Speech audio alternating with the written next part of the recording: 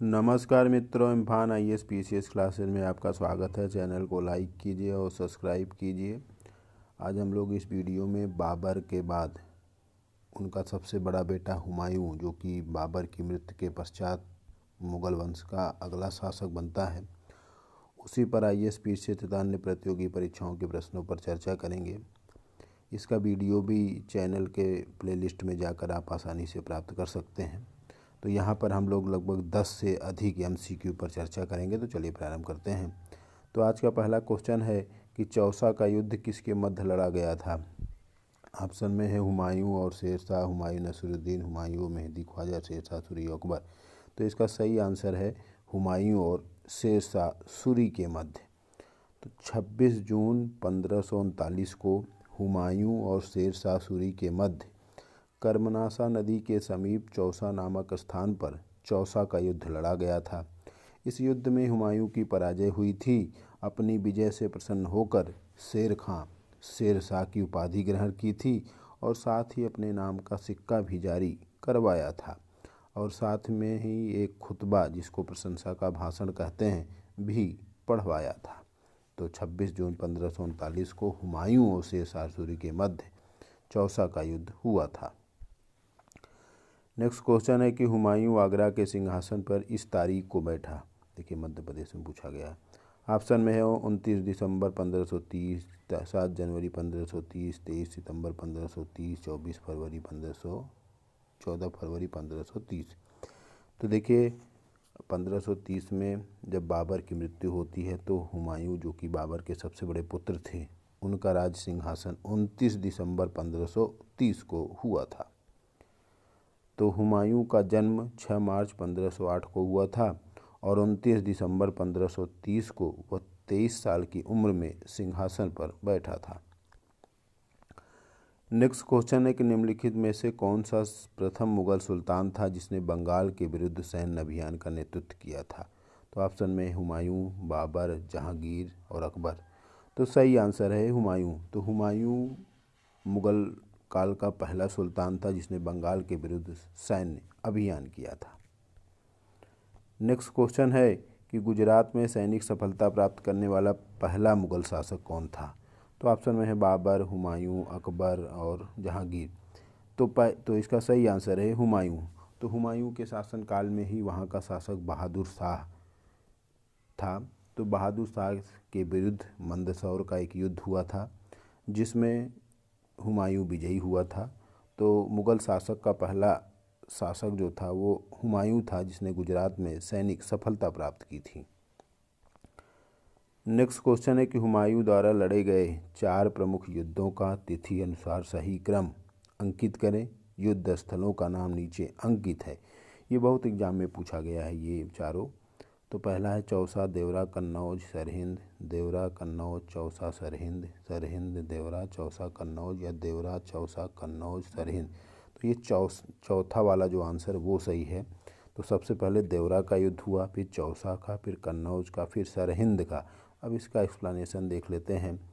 तो पहला देवरा का युद्ध हुआ अगस्त 1532 में। ये हुमायूं और महमूद लोदी की सेना के बीच देवरा नामक स्थान पर हुआ था जिसमें महमूद लोदी की पराजय हुई।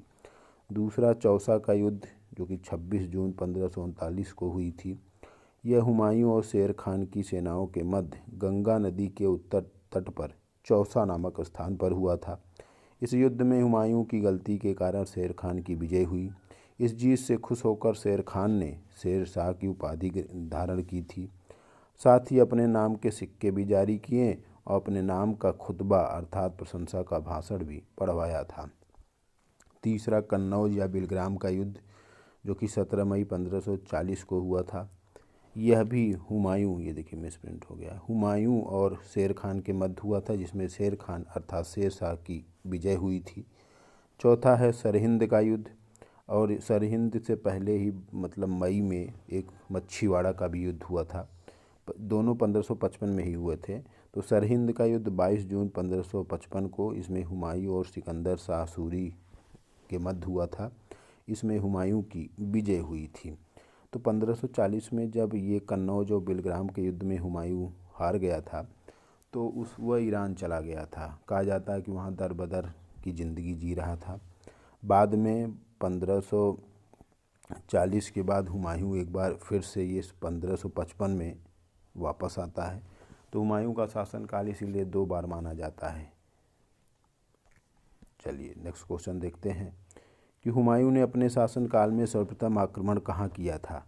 तो ऑप्शन में है कालिंजर, दिल्ली, गुजरात या मुल्तान। तो इसका सही आंसर है कालिंजर। तो हुमायूं ने अपने शासनकाल में सर्वप्रथम कालिंजर पर आक्रमण किया था। तो हुमायूं ने 1536 में सर्वप्रथम कालिंजर पर अभियान किया, जहां का शासक रुद्रदेव था। यहां पर हुमायूं ने दुर्ग पर अधिकार किए बिना रुद्रदेव से संधि कर ली थी। नेक्स्ट क्वेश्चन है कि हुमायूं की मृत्यु कैसे हुई थी। तो ऑप्शन में है दिल्ली में दीन पनाह नामक पुस्तकालय की सीढ़ियों से गिरकर, शेरशाह सूरी के विरुद्ध अभियान में, खोखरों के विरुद्ध अभियान में, उपरोक्त में से कोई नहीं। तो इसका सही आंसर है दिल्ली में दीन पनाह नामक पुस्तकालय की सीढ़ियों से गिरकर। इस दीन पनाह नामक पुस्तकालय को हुमायूं ने ही बनवाया था और उसी पर से गिरकर उसकी मृत्यु हो गई थी।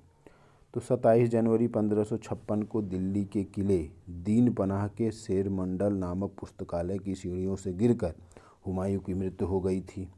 इस दीन पनाह पुस्तकालय को 1535 ईस्वी में हुमायूं ने यमुना नगर के किनारे दिल्ली में बनवाया था। हुमायूं की मृत्यु के पश्चात उसका पुत्र अकबर मुगल साम्राज्य का अगला शासक बना था।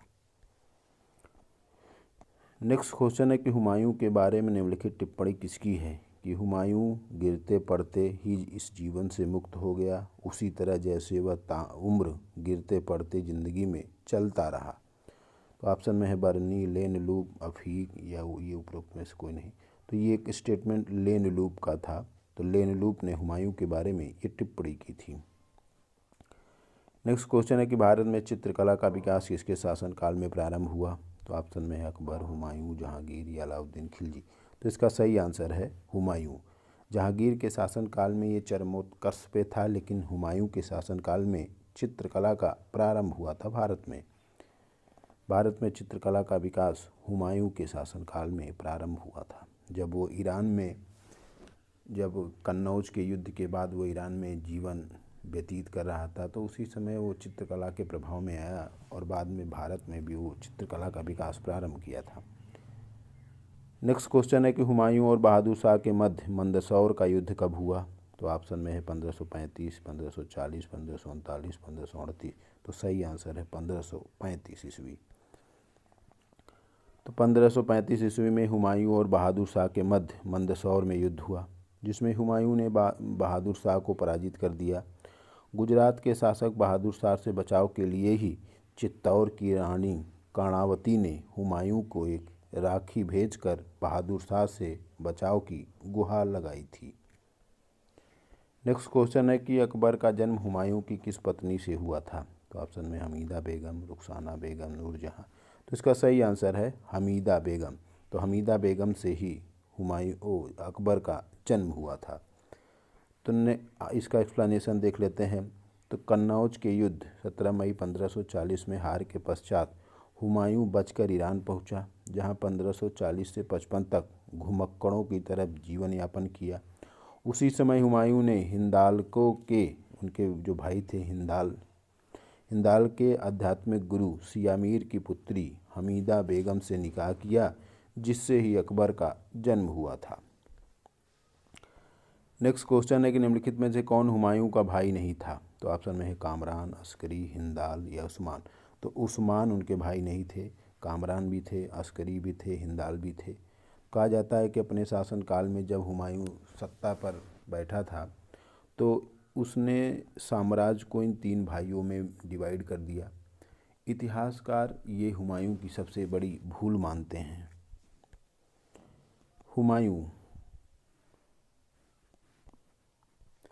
हुमायूं नासिरुद्दीन मोहम्मद जब इतने ये 23 साल की उम्र में जब मुग़ल शासन के सिंहासन पर बैठा, तब उसने अपने साम्राज्य को अपने 3 भाइयों कामरान, अस्करी और हिंदाल में बांट दिया। इसे इतिहासकार ने हुमायूं की सबसे बड़ी भूल बताया है। तो आज हम लोगों ने हुमायूं से संबंधित, हुमायूं पर ज़्यादा प्रश्न पूछे नहीं गए हैं, जो भी प्रश्न पूछे गए हैं उस पर हमने चर्चा किया। इम्फान IAS PCS क्लासेस को लाइक कीजिए और सब्सक्राइब कीजिए। अगले वीडियो में हम लोग शेर शाह सूरी के बारे में पढ़ेंगे, क्योंकि 1540 से 55 के बीच में जब हुमायूं ईरान में जीवन व्यतीत कर रहा था तो उस शासनकाल में हुमायूं भी आए और शेर शाह सूरी की भी एंट्री हुई थी। तो अगले वीडियो में हम लोग शेर शाह सूरी को पढ़ेंगे। फिर अगले वीडियो में हम लोग हुमायूं के पुत्र अकबर पर चर्चा करेंगे।